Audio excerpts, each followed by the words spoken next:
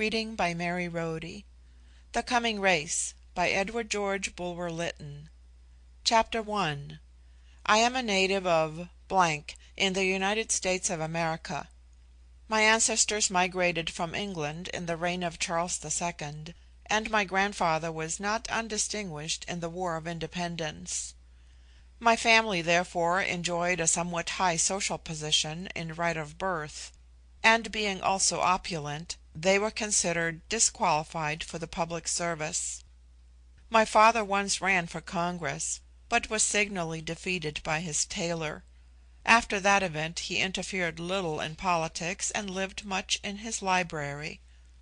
I was the eldest of 3 sons, and sent at the age of 16 to the old country, partly to complete my literary education, partly to commence my commercial training in a mercantile firm at Liverpool.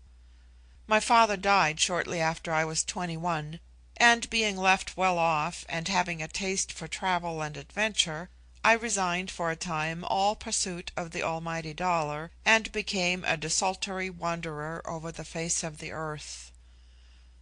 In the year 1800 happening to be in I was invited by a professional engineer with whom I had made acquaintance to visit the recesses of the mine upon which he was employed.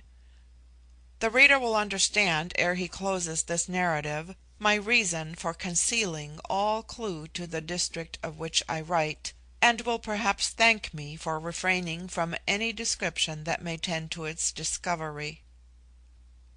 Let me say, then, as briefly as possible, that I accompanied the engineer into the interior of the mine, and became so strangely fascinated by its gloomy wonders, and so interested in my friend's explorations, that I prolonged my stay in the neighborhood, and descended daily, for some weeks, into the vaults and galleries hollowed by nature and art beneath the surface of the earth.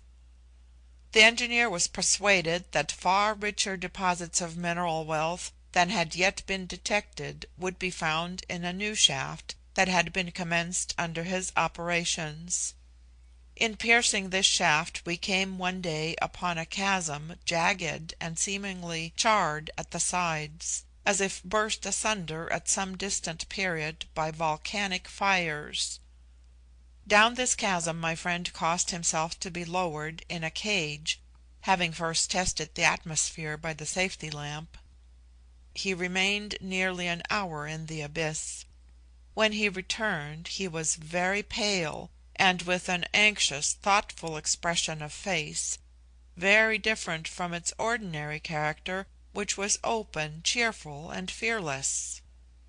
He said briefly that the descent appeared to him unsafe and leading to no result, and suspending further operations in the shaft, we returned to the more familiar parts of the mine.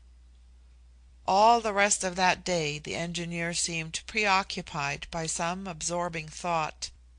He was unusually taciturn, and there was a scared, bewildered look in his eyes, as that of a man who has seen a ghost.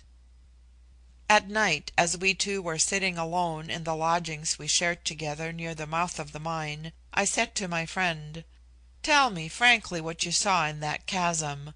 I am sure it was something strange and terrible. Whatever it be, it has left your mind in a state of doubt. In such a case 2 heads are better than 1. Confide in me." The engineer long endeavored to evade my inquiries; but as, while he spoke, he helped himself unconsciously out of the brandy flask to a degree to which he was wholly unaccustomed, for he was a very temperate man, his reserve gradually melted away. He who would keep himself to himself should imitate the dumb animals and drink water. At last he said, "I will tell you all. When the cage stopped I found myself on a ridge of rock, and below me the chasm, taking a slanting direction, shot down to a considerable depth, the darkness of which my lamp could not have penetrated. But through it, to my infinite surprise, streamed upward a steady, brilliant light. Could it be any volcanic fire? In that case surely I should have felt the heat. Still, if on this there was doubt, it was of the utmost importance to our common safety to clear it up. I examined the sides of the descent, and found that I could venture to trust myself to the irregular projection of ledges, at least for some way. I left the cage and clambered down. As I drew nearer and nearer to the light, the chasm became wider, and at last I saw, to my unspeakable amaze, a broad level road at the bottom of the abyss, illumined as far as the eye could reach by what seemed artificial gas lamps placed at regular intervals as in the thoroughfare of a great city. And I heard confusedly at a distance a hum as of human voices. I know, of course, that no rival miners are at work in this district. Whose could be those voices? What human hands could have levelled that road and marshalled those lamps? The superstitious belief, common to miners, that gnomes or fiends dwell within the bowels of the earth, began to seize me. I shuddered at the thought of descending further and braving the inhabitants of this nether valley. Nor indeed could I have done so without ropes, as from the spot I had reached to the bottom of the chasm the sides of the rock sank down abrupt, smooth, and sheer. I retraced my steps with some difficulty. Now I have told you all. You will descend again? I ought, yet I feel as if I durst not. A trusty companion halves the journey and doubles the courage. I will go with you. We will provide ourselves with ropes of suitable length and strength, and, pardon me, you must not drink more tonight.